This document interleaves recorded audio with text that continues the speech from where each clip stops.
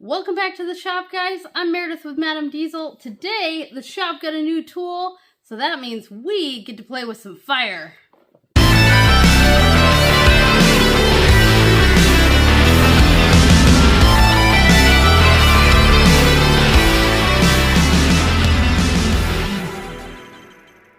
Silence you. There's not even any smoke in here. We should probably make sure a fire extinguisher is handy. Good idea. You know that moment where it feels like the gods intervene and somebody reads your mind? Well, that has happened. YesWelder sent me a plasma cutter right as I was thinking I needed to buy one.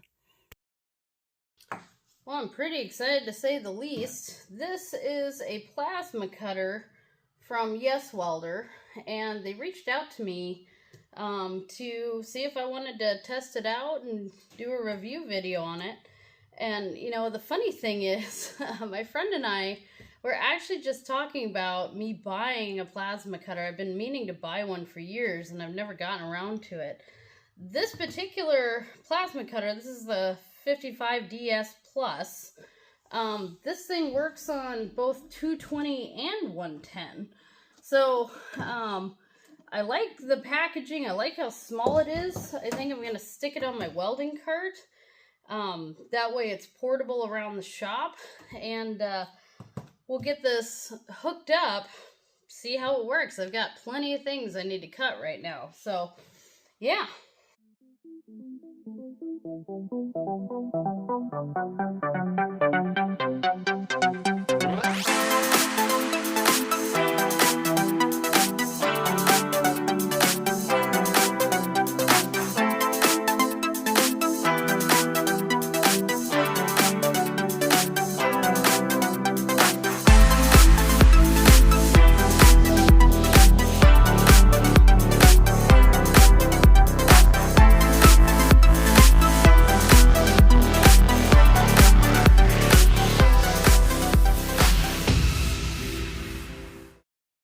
Now, as I'm reading the instructions here, I'm just noting how many amps this thing actually pulls at 110 volts, and it's quite a few.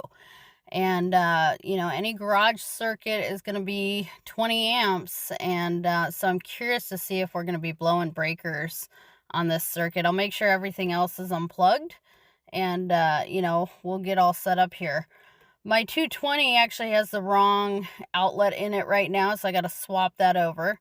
But we've got the air compressor hooked up and this thing powered up, so let's try it out and see how it does. And then down the road, I can use the 220 once that's all set up.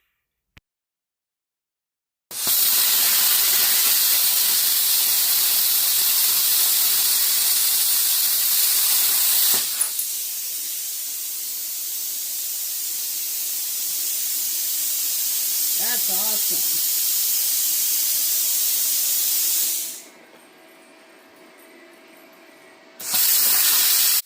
So far, running on 110, this thing is cutting like butter.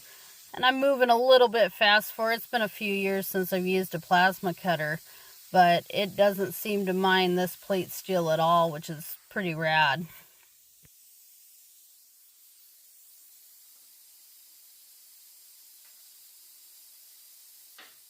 I'm just screwing around here, just doing some, you know, random cuts just to see how this thing maneuvers and how precise I can be if I'm trying to do it just freehand like I am.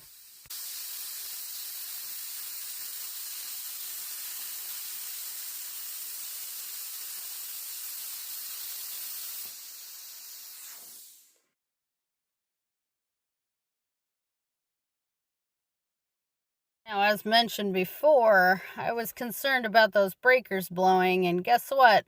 They blew. Now that's impressive. That cut through that in seconds, and that's 1/4 inch dirty plate steel. It did, you know, need a couple passes to get through that, but you can see it got most of the way. However, it blew the breaker, so the cycle on this, which is what I was worried about, it didn't last very long on 110. Alright, let's try this thing with our amperage turned down to 20 and see how it does cutting through this. Now this steel is pretty thick for 110. I'm really putting it to the test on this one, so we'll just see what this can do. Hopefully we won't set off our fire alarm again, because we've already done that.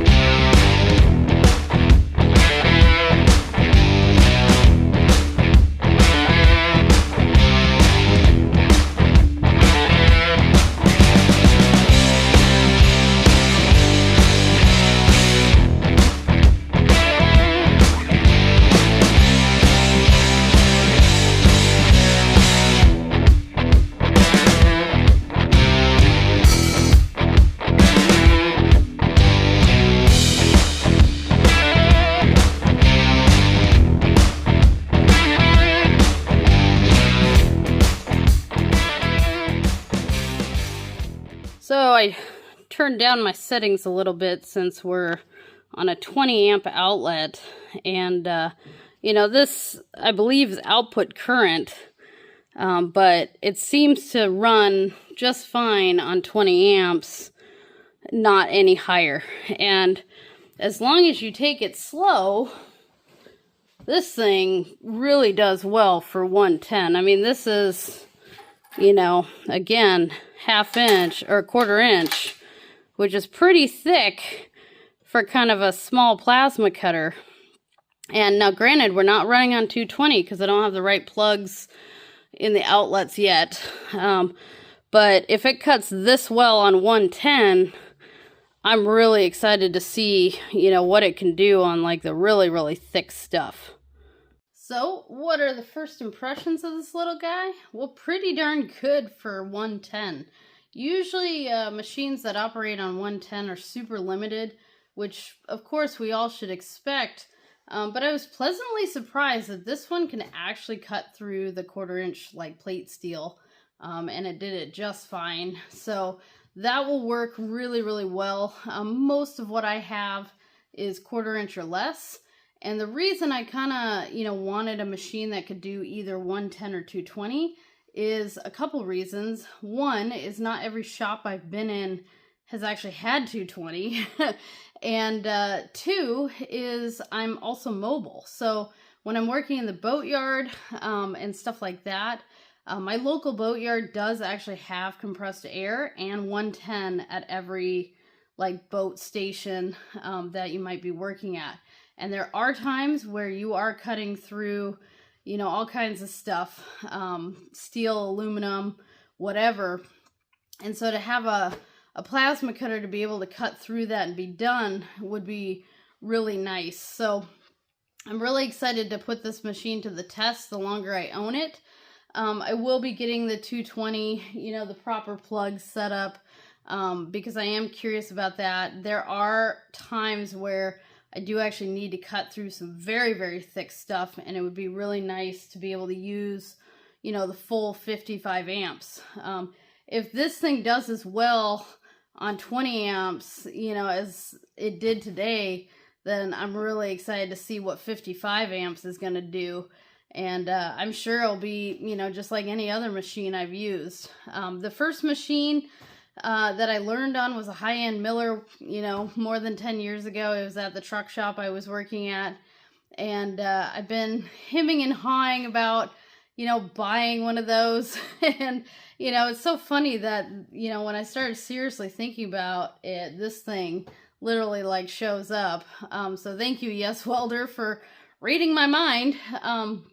But I will bring you guys along on some of the different projects. One of the projects, we're going to turn this kind of table over here into a proper welding table. This thing's just kind of turned into a junk pile. And I've got several other things that I really need to cut, and my bandsaw is not going to do the job. So I'm really excited to have this in my arsenal of tools. and I will let you guys know how using the YesWelder goes. So thank you for following me. Thank you for watching all of my videos. We're almost to 1,500 subscribers.